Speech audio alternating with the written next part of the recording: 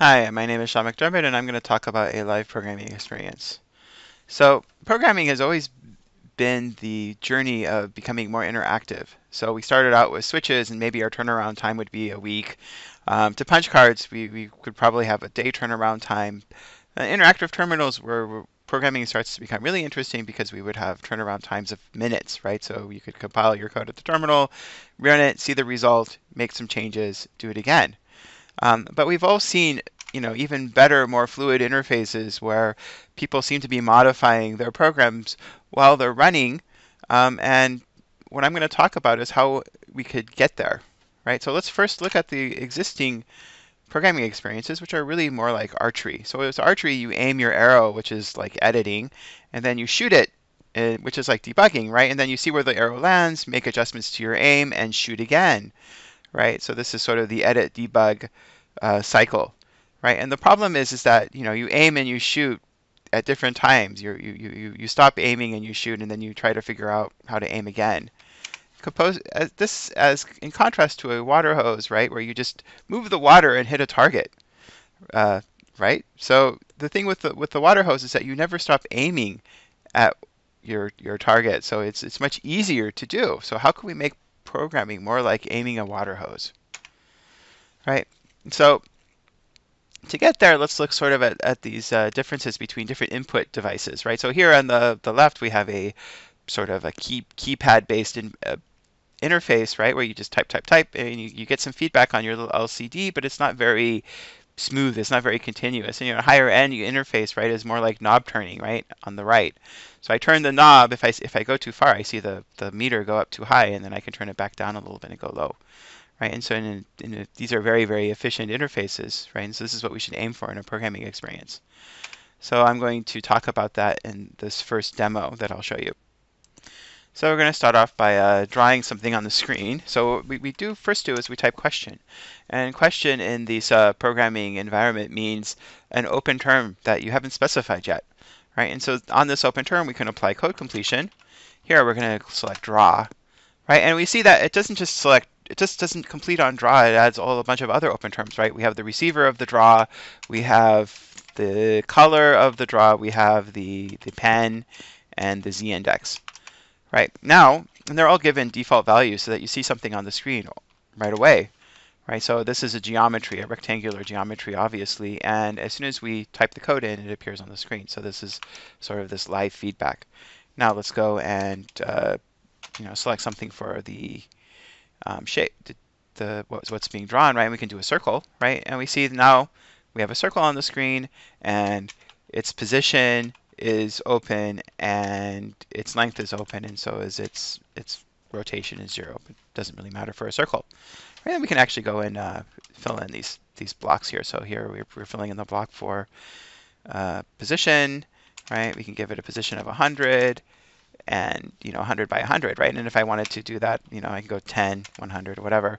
But this isn't very satisfying. So what we really want to do is we want to change these values continuously. So we can do that by scrubbing, right? And scrubbing is a term invented in the audio industry to talk about audio editing, but we're going to use it in programming to mean I'm going to scrub this constant, continuously so that I can see where it is, and I can actually get it into the right place. So if we want to get this into the center of the screen, we can just put it in the center, right? And we can scrub on individual components. We can also scrub on the entire tuple if we want. And then we go for the size. We can do the same thing with the size. Start off as 0, and we can make it as big as we want, right? And well, also we can do that for rotation. Doesn't matter here. We can do this for color. Let's co-complete on the color. Select the color blue. I don't like blue. Let's try something else. Crimson. Brown, chocolate, olive, magneto, gray, violet. Okay, we'll just pick violet.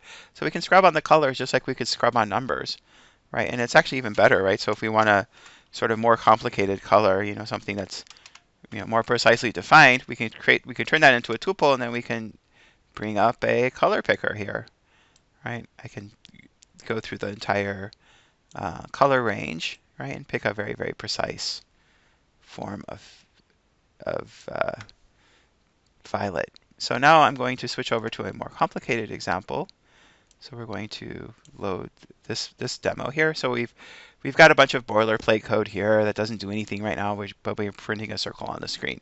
And I have a couple of methods defined that we'll use later. Right? So now I have a circle, and I'm going to use p here as its position. And of course, p is just a variable, and it's initialized to an open term, but we can see what that open term is, or at least I thought we could. Hello. All right, maybe down here. All right, that's not working. Who knows why? Why isn't that working? All right. Oh, we could just do that. All right, we can see what the position is. All right, let's go through and give it a diameter d. And now we're going to define this thing called RR, which is going to be the radius of the circle. It has to be a tuple though. dd divided by 2. Right, and we're going to subtract that here. And now the position represents the center. So if we scrub this, right, we're going to be scrubbing the center of the position, but we're not going to do that right now. Right, but we're going to make this circle move. So on tick, and we're going to do some increment on the position of the circle.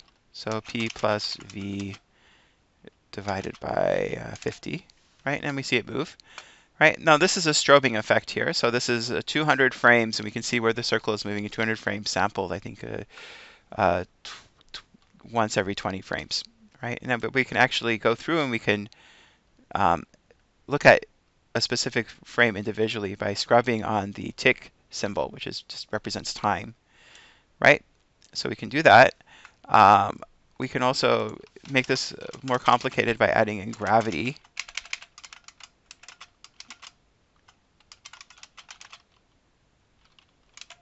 Right, now we can, now we have a little bit more complicated ball movement here. We can scrub this, right? We can make the gravity less and more. Let's put it there. And we can also change the velocity and see the trajectory change. Okay. So the ball really isn't bouncing yet, so we have to actually cause it to hit the wall. I'm going to create a value here with an open term, but we're going to use that just to promote. Why did that happen again? To promote this up here. And then we're going to clamp. So now it's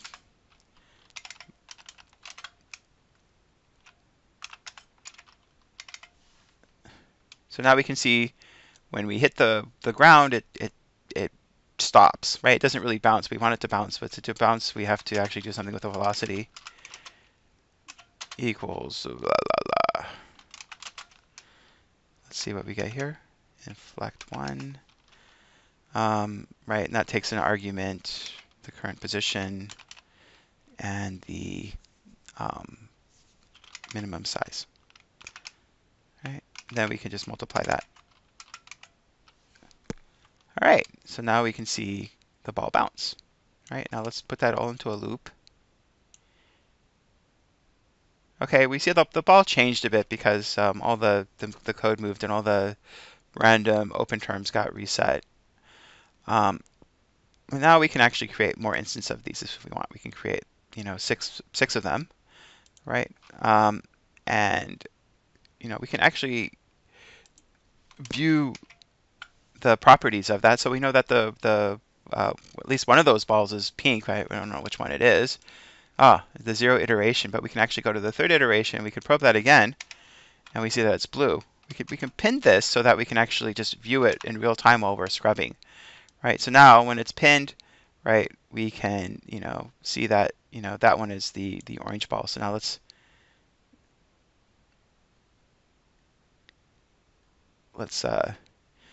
move this time here. Now it's hitting the wall, so we should see this inflect call be sort of negative. So let's see if that's true. And the answer is yes.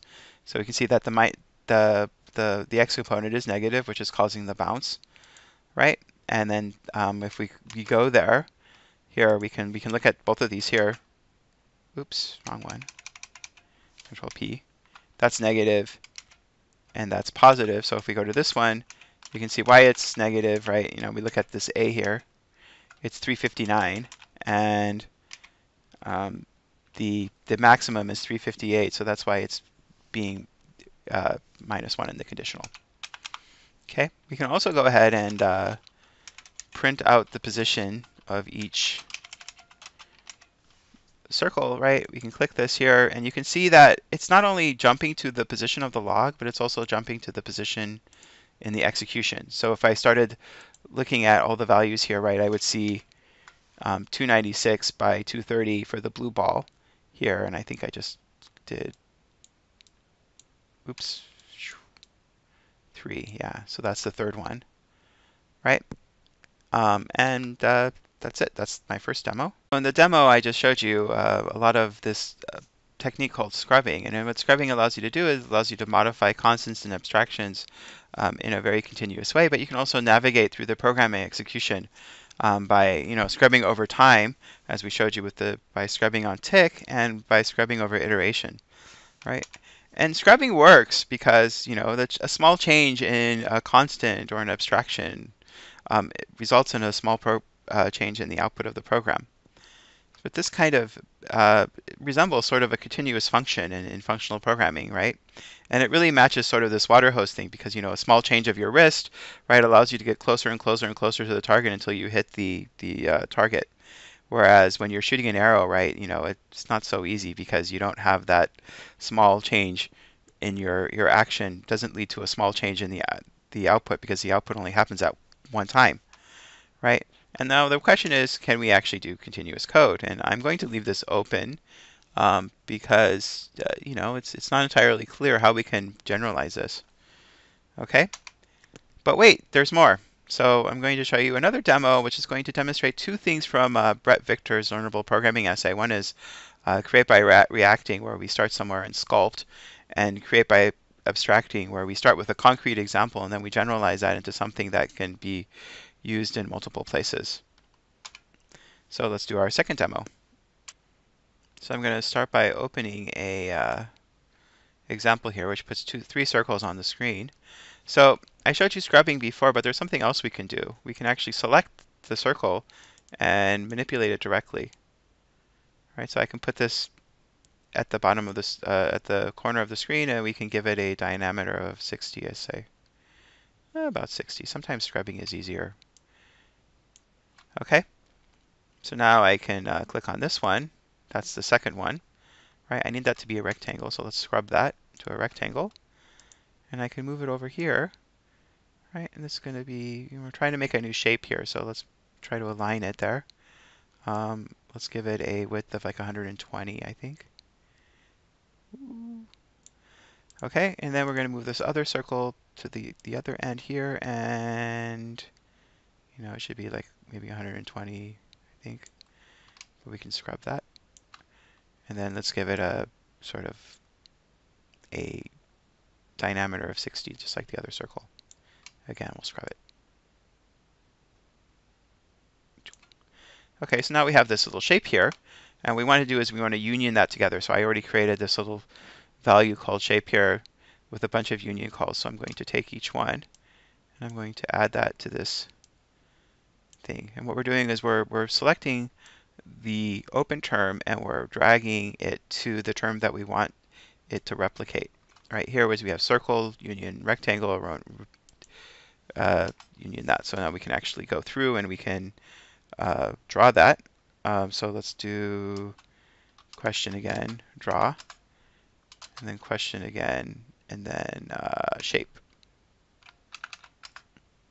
Right, and of course it's appearing up here. Let's move the z-index up a little bit so it appears on top. Right. Well, let's bring that back down to 0 and just get rid of these other shapes here. Control K, Control K, Control K. All right. Now we just have that pill shape. Right. Now what we can do is we can actually take this pill shape and we can create a abstraction around it. So we're going to create a variable called sc1, and it's going to be an open term, and I'm going to drag that open term to 120 by 60. Right. Now what we see is once we drag it, the number moves up here and the SC1 reference moves down there. So but now we have a lot of 60s here. We can replace that with a reference to R60, and then here We can replace this 120 with this reference to 120 up here. Now we have this little 30 here. Now it's kind of related to 60. So if I drag 60 on 30, obviously they're not the same value. So what happens is that it compensates by doing some arithmetic. But this isn't right. So if I see this and I move this up, right, you can see it doesn't really, it doesn't preserve the pill shape that we want to build. So let's go ahead and change that to a divide. And this is, this example is taken straight out of Brett Victor's Learning Programmable Essay, where he does the same thing. But it's just to give you an idea that, we can actually abstract our code incrementally. So now let's figure out what the real size is. So I think, it should be like 180 by 60, right? That's the real size of this. So this is 60, they're the same. This isn't the same, but this is the same as that, right? So now when we can't scrub that yet because it's not the right type. But let's move on. Okay, now we want to create a function that computes a pill, right? So now I create this empty function here called pill. I'm going to drag it over to the last union statement because that's what we want it to be, right? And now what happens is that when you say shape is replaced with this pill call, right, and all this code moves up into the pill method, right? But of course we need arguments, so let's create a, oh, shoot. So let's, fine. We need arguments here, so let's translate. All right, that will move it over there. Translate is just a translation, and then we can do rotation too. All right, these are of course scrubbable, as you would expect. All right, but now what we're going to do is we're going to move those up and promote those to arguments. So we create a p value here, right? And this p value, we're going to drag it to this expression. Now, boom, that becomes p and this becomes this. But we can also scrub the actual data type to be an argument. So when we do that, right, the value is moved all the way into the pill definition. And we can scrub that individually. And we're going to do the same thing with size, right? Make it an argument. But I have to add some extra code up here. Right. So now the pill size is scrubbable. There it is. We probably need to add rotation here. Doing the same thing with that.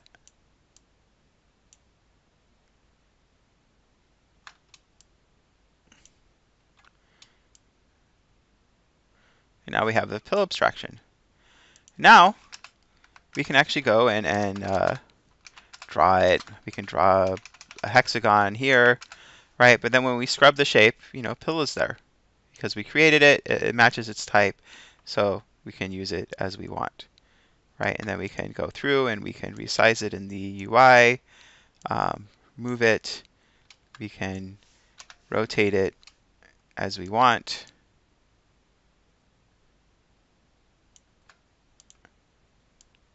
We can give it a color. You can scrub those colors. So that concludes this demo. On to the next one. Okay, what I just showed you was an example of creating by abstracting. So what happens was, to go from x equals 40 to a return of equals 20, right, we can get there by subtracting 20 from it.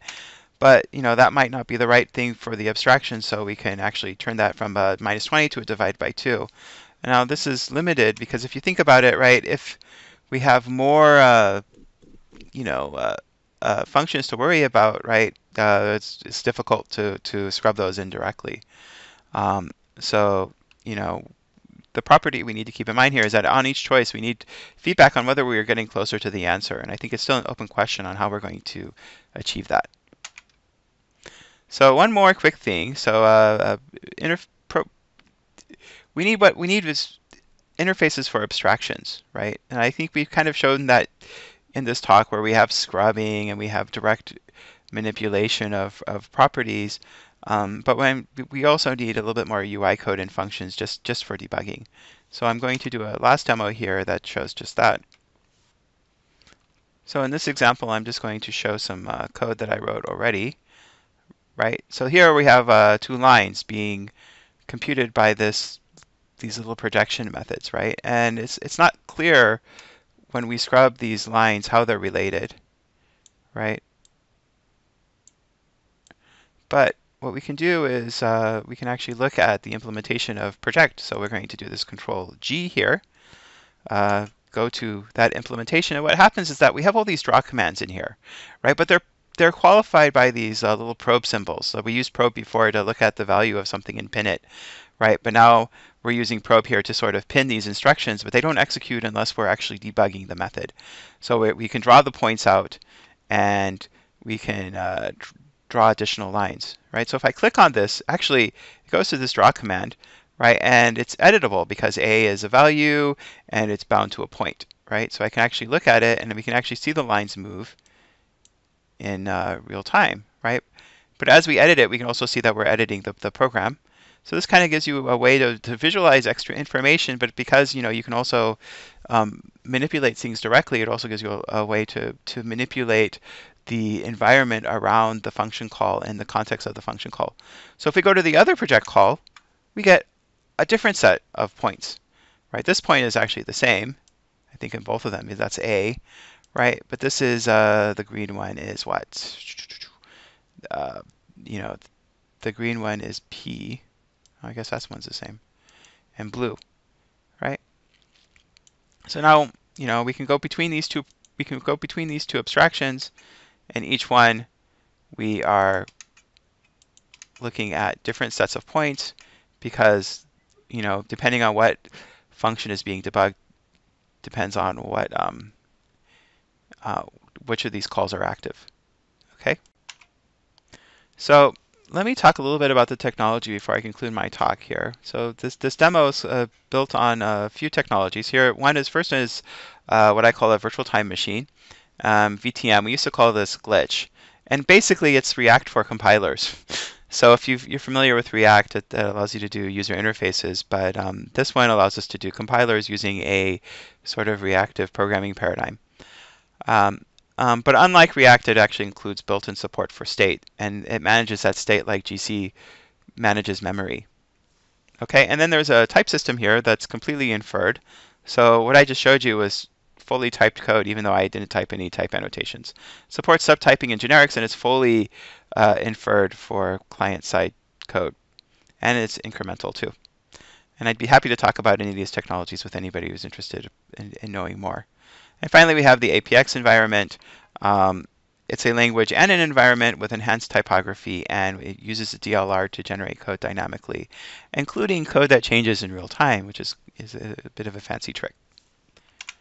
So in conclusion, I want to end this talk with a quote that I read on the web about somebody who has commented on Brett Victor's 2012 Strange Loop talk. It says, like many programmers, though I watch this talk, I occasionally wonder, sure, this works great if you were creating art and processing. What about when I'm writing a compiler? What should my editor do then? Victor anticipated this question and preemptively answered it. Rather than asking, how does this scale to what I do, we should turn the question around, inside out and ask, these are the design requirements for a good environment. How do we change programming to fit it? Right? And I don't have easy answers to this question, but I'm working on them. And but I do believe that this is a fruitful area to pursue. And thank you.